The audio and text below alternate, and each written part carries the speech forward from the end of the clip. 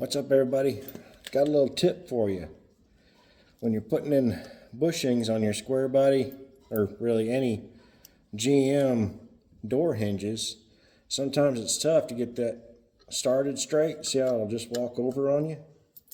What I've found, take a 5/16 bolt, run it through here like this.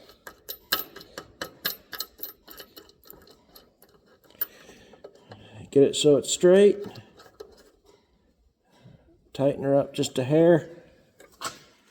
And you can get it started with this bolt assembly right here.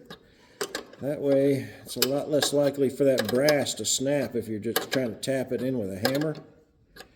You don't want to run it down all the way because the brass is thicker than the hinge flange here. So just get you enough to get it started. And take your bolt out.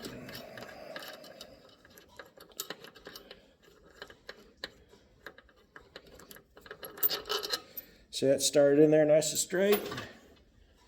And take you a little hammer. And you go tap her down the rest of the way. Just like that. Thanks, y'all.